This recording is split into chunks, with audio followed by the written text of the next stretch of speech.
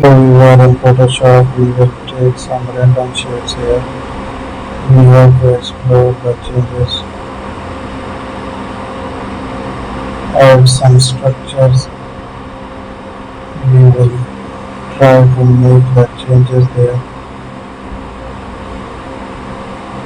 So here it is. We have to find the different options, explore the changes as well. Let's add a paint with it. Use an eraser tool. We have to find some different options. So there is a paint. I will use the pattern stamp over it.